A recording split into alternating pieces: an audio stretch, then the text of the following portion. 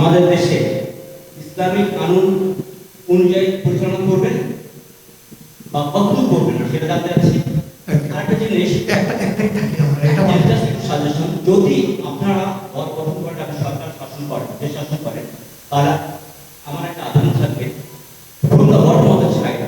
একটা ছোট শিশু স্কুল থেকে কিভাবে তৈরি করবে নিজেকে, এটা সমাজে আগামীতে প্রভাব বিস্তার করবে।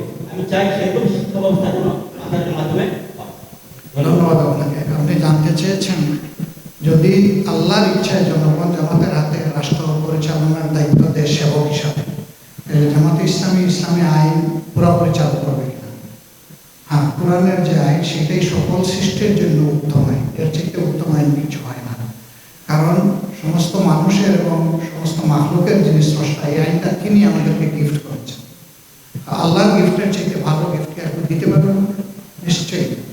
আপনারা হয়তো লক্ষ্য করবেন যে 5 আগস্টের পরে আমরা ইস্ট, ওয়েস্ট, মিডল ইস্ট সব দেশের যারা এনভয় আছেন, মিশনে যারা আছেন, তাদের সাথে আমাদের ইন্টারাকশন হচ্ছে রেগুলার।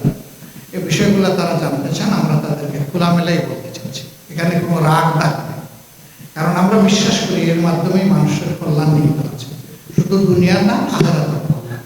এই দুনিয়া আখিরাতের কল্যাণের এজেন্ডা সামনে রেখেই আমাদের রাজনীতি, এবং এটাকে যে যেটাই বলবো এটা তার ইচ্ছা, আমরা সেই দিকেই যাচ্ছি। এবং দেশের জনমানুষের মধ্যে আমরা তার তীব্র আকাঙ্ক্ষা অনুভব করছি, যে মানুষ খুবই আকাঙ্ক্ষা অন্তরে পোষণ করে।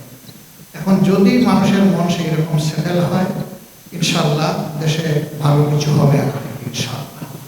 আর শিক্ষার ব্যাপারে আপনি যেটা বলেছেন, হ্যাঁ, আমাদের পলিসি হচ্ছে যে শিশুই বাংলাদেশে জন্ম নেবে, সে যদি কোনো সামর্থ্যবান পরিবারের সন্তান হয়, পরিবার তার সুশিক্ষার ব্যবস্থা করবে। কিন্তু সে যদি গরিবের সন্তান হয়, তার দায়িত্ব সরকারকে নিতে হবে, যেন অবহেলাও না করে, আমাদের মেধাগুলো নষ্ট হয়ে সন্ত্রাসীতে পরিণত না হয়।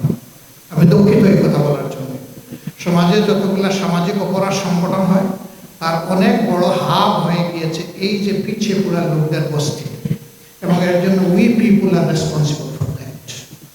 কারণ আমরা আমাদের রেসপন্সিবিলিটি তাদের ব্যাপারে পালন করি নেই বলি, মানুষ হিসাবে বিবেচনা করি নেই বলি আজকে এই অবস্থা হয়েছে।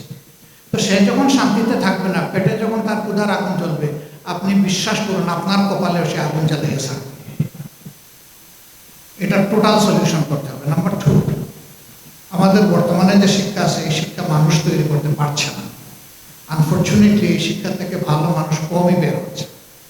এই জন্যে শিক্ষার জাগতিক কম্পোনেন্টের সাথে অবশ্যই নৈতিক যে কম্পোনেন্ট, এটা যোগ করতে হবে। যে শিক্ষা নৈতিক শিক্ষায় সমৃদ্ধ নয়, এই শিক্ষা শেষ পর্যন্ত ভালো কিছু কাউকে দিতে পারবে না। আমাদের এই দেশে আমরা চাই নৈতিক এবং জাগতিক দুইটা শিক্ষার সমন্বয়ে যেন একটা উত্তম শিক্ষা ব্যবস্থা করে তোলা যায়। আমরা এখানেই শেষ করে দুঃখিত, আর অনেকের আর্জ